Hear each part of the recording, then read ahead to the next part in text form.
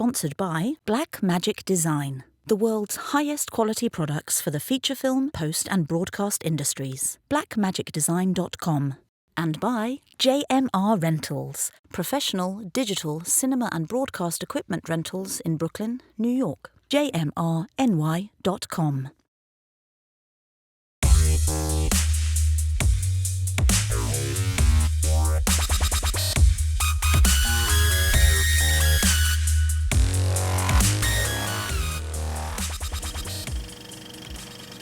Hello and welcome to No Rest for the Weekend. I'm Jason Godby, here with some No Rest for the Weekend news. Our lead story is a recap of the 35th annual edition of NewFest, New York's largest presenter of LGBTQ+ film and media. The festival's mission is to give voice and visibility to a wide scope of LGBTQ+ experiences through films and programs that entertain, educate, and empower. We were there on the red carpet for the opening night film, Rustin, the new feature about civil rights leader Bayard Rustin, who organized the 1963 March on Washington along with Dr. Martin Luther King. We caught up with the executive director of the festival, David Hatkoff, Rustin producer Bruce Cohen, and director George C. Wolfe. I'm here with the executive director of NewFest, David Hatkoff. David, 35 years, man. How does it feel to be here? It feels incredible. 35 years ago, the founders of NewFest saw a need to be able to create a space and a platform for queer stories and storytellers. At that time, in 1988, LGBTQ folks were dying from a disease that we were being defined by. Our rights were in jeopardy. The political rhetoric was terrifying. And so to be here 35 years later, representing an organization that is thriving, a year-round organization with 5 or 6 events every month, and now 2 weeks of films ahead of us, where we're expecting tens of thousands of New Yorkers to show up both in person and virtually it's thrilling. There's a lot of LGBTQ rights that have come under fire recently. How is the festival fighting back? We're fighting back with our voices. We're fighting back by providing a platform for these stories and for people to celebrate their full humanity, their full dimensionality, and all of its beauty and all of its messiness, and by representing the full swath of the LGBTQ plus experience. This is a festival that is really for all queer folks, and so we have representation from different races and ethnicities, from 26 different countries have a film represented in this festival, and we're going to gather together and say, we matter. Our voices matter, our stories matter, and we deserve respect and rights. And so what do you see as coming up, the future of the festival? How do you see it growing? We've grown so much just in the last several years, and we continue to grow. We have more screenings than we've ever had before. We're in more venues. We're in Brooklyn now, in addition to being in Manhattan. We introduced an industry program, so we're going to have really robust conversations about what's happening with queer film now and where we anticipate queer film being in the future.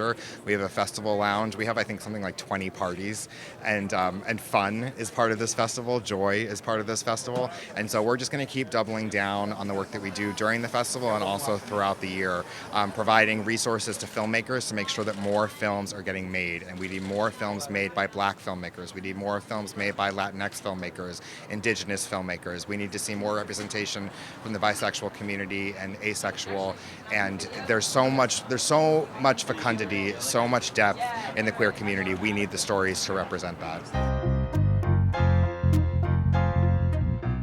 I'm here with Bruce Cohen, the producer of Rustin. Bruce, I got to ask you, how does it feel to be opening NewFest with this film? It feels incredible. I've been a huge LGBTQ film festival fan for decades. I was a proud board member of Outfest in the 90s, so it's kind of a dream come true to be opening night at NewFest tonight with Rustin. For people unfamiliar, tell us a little bit about what the film is about. Give us some background.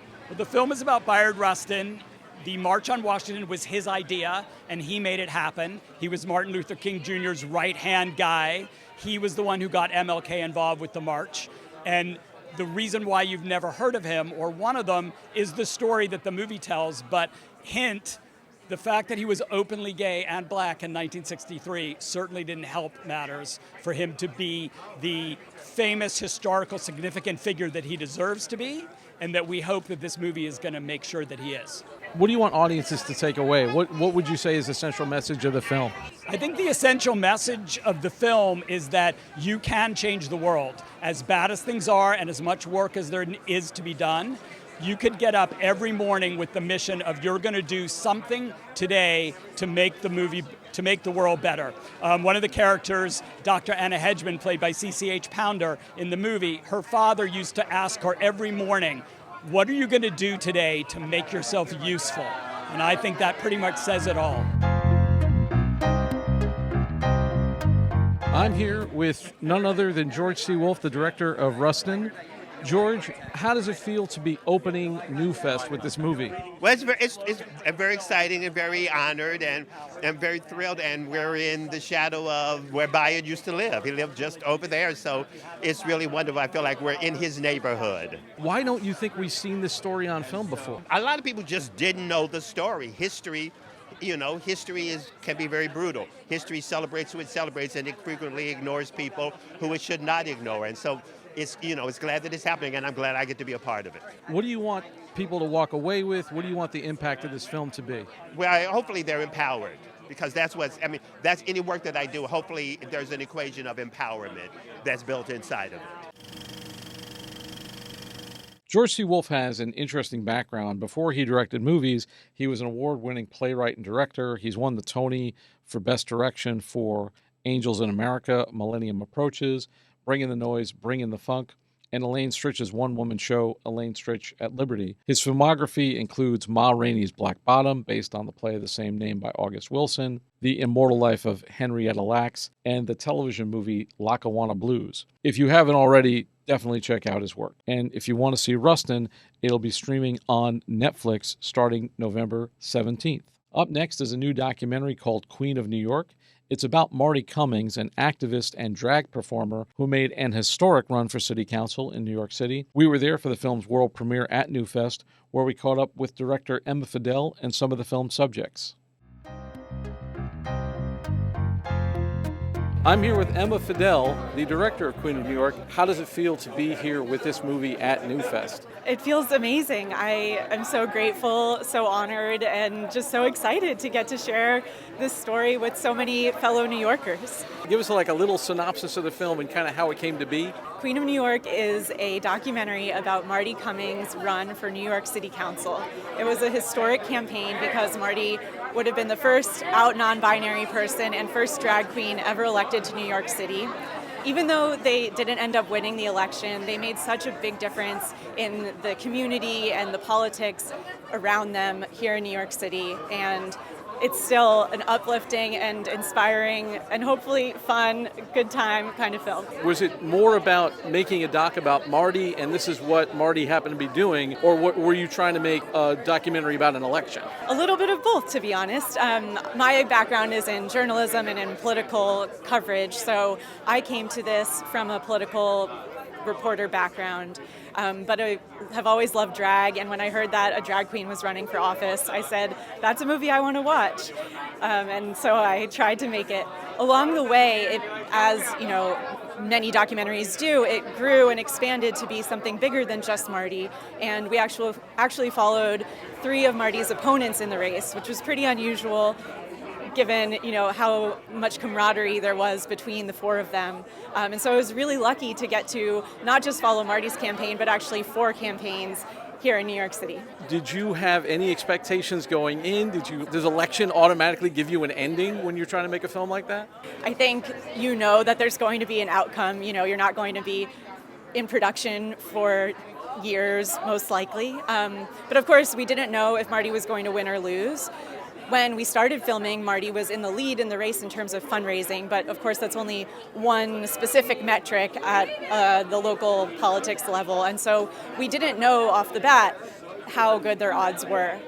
As we filmed and as the campaign went on, it became clearer and clearer that they were really fighting an uphill battle, as so many queer politicians do. But especially in that district, it was really important for us to also follow their opponents who we thought stood a really good chance of winning as well, so that we could see the campaign from all sides and make sure to include really authentic voices to the district we were covering. And, for people who see this movie, how do you want it to affect people? Well, I will be so happy if people have a really good time watching this movie, if people feel inspired to think differently about gender and identity, or to think differently about local politics. Hopefully people will want to get more involved and will realize how important being civically engaged on a local level really is in all of our day-to-day lives. And for people who want to know more about the film and find you and your work online, where can they do that? Our website is queenofnyfilm.com, and same with our Instagram handle, queenofnyfilm. I'm here with Britta Filter, one of the subjects of the documentary.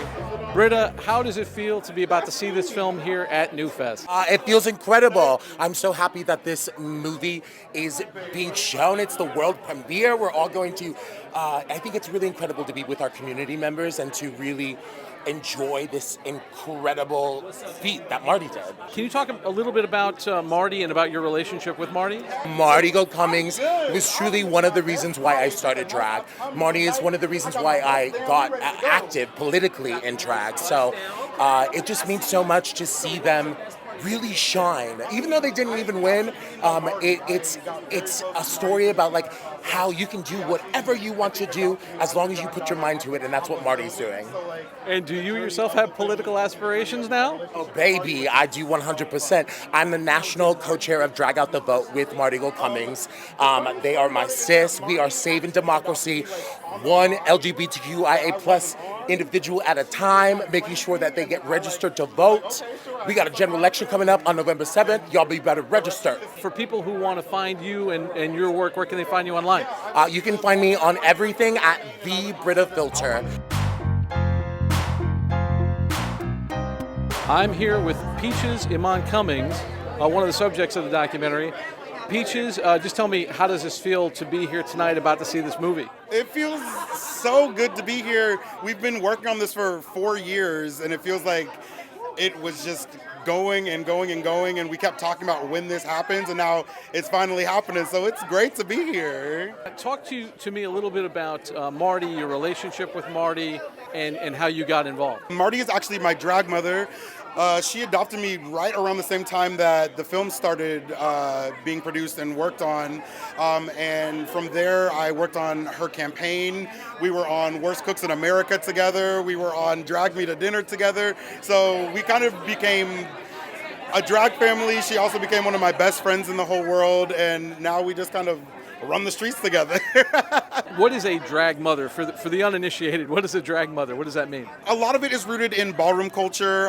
In the late 70s and 80s, in New York City, there was the subculture of queer people that needed to create family and create a community when they weren't being accepted by their biological family. And in this world now, it's someone that just guides you and helps you really find your footing inside of the industry and get gigs and get makeup and get looks made and all of that good stuff. And for people who want to find you and know more about your work, where can they find you online? You can find me on Instagram at peacheswithaz.nyc. That's peacheswithaz.nyc. Or you can find me honestly anywhere. Just like run out on the street. You'll probably see me being loud and beautiful somewhere.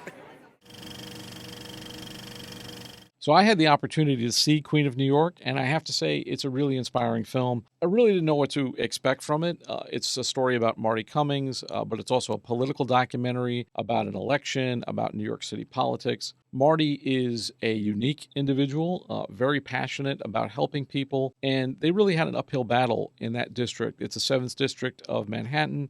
It's way uptown. It's a largely Latinx, Spanish-speaking population.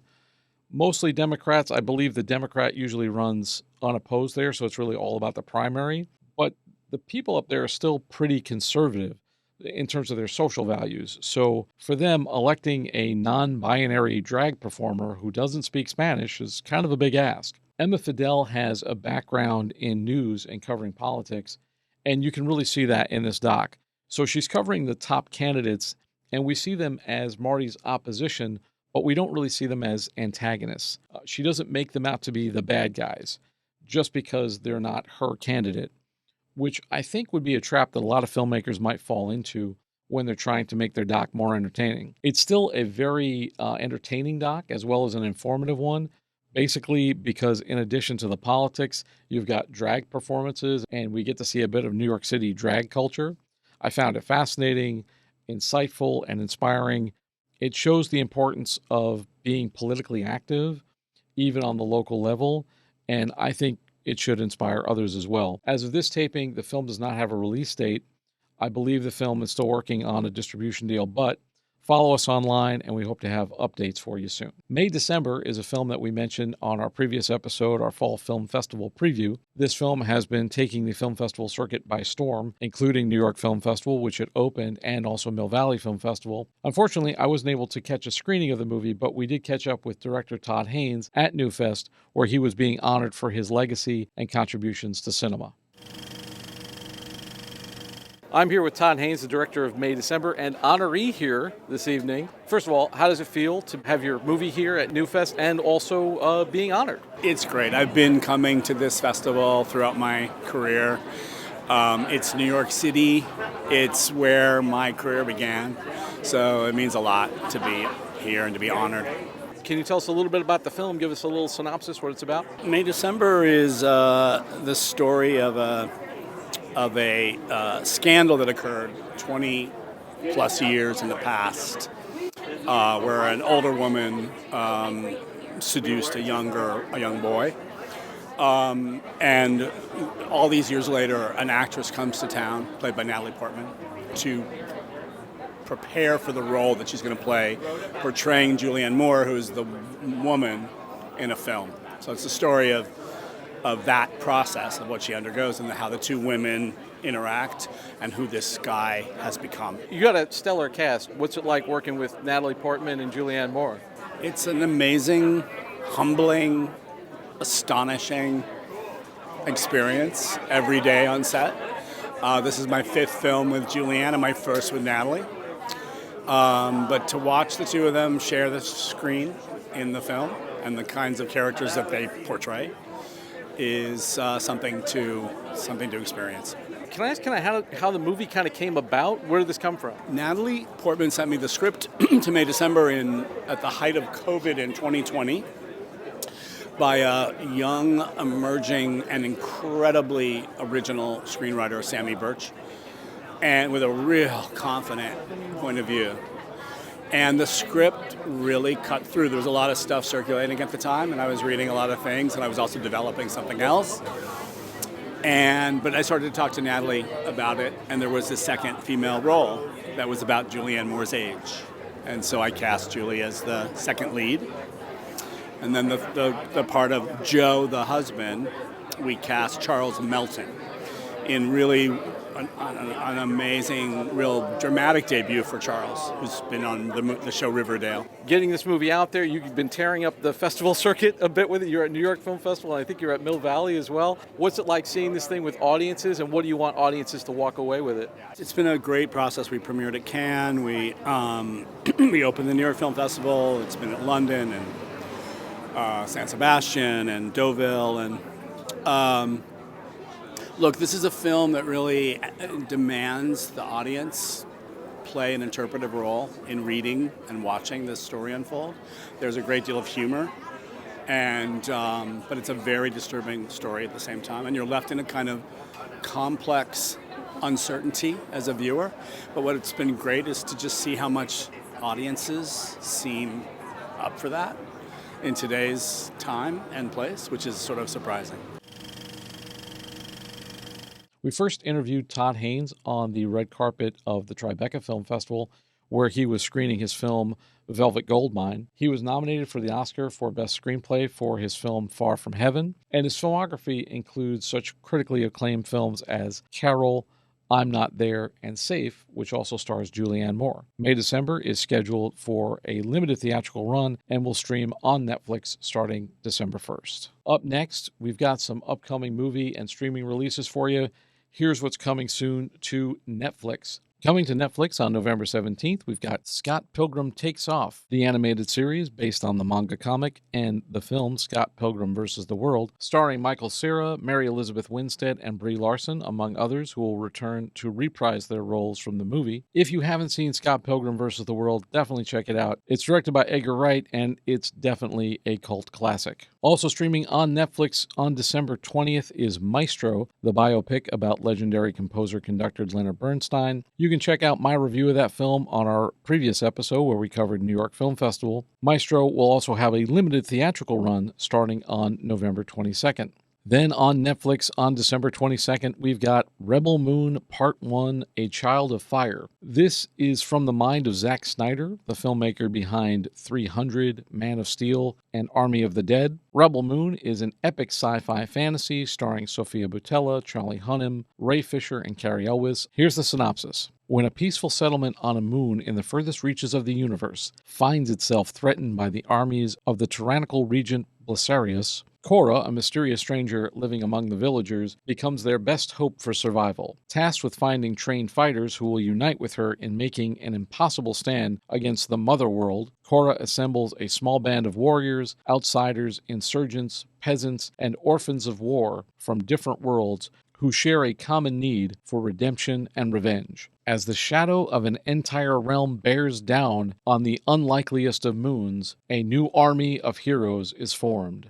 This looks interesting. Zack Snyder seems to be having himself a Star Wars. If it's anything like its previous work, I'm sure we're going to get tons of cool visuals, super slow motion, and awesome action. Coming soon to theaters in November, we've got Hunger Games, The Ballad of Songbirds and Snakes. The Hunger Games prequel stars Rachel Zegler, who starred as Maria in Steven Spielberg's West Side Story, and recently in Shazam! Fury of the Gods. Zegler stars with Viola Davis, Time Blythe, and Peter Dinklage. I'm not the biggest Hunger Games fan, but I know it's a popular series, and I'm sure Lionsgate is looking to this one to start another saga. Let's see if they can pull it off. Hunger Games, The Ballad of Songbirds and Snakes hits theaters November 17th. On November 22nd, Sir Ridley Scott's Napoleon invades theaters, starring Joaquin Phoenix in the titular role. According to IMDb, the film takes a personal look at Napoleon Bonaparte's origins and his swift, ruthless rise to power, viewed through the prism of his addictive and often volatile relationship with his wife and true love, Josephine. Sir Ridley Scott worked with Joaquin Phoenix on a previous epic, Gladiator,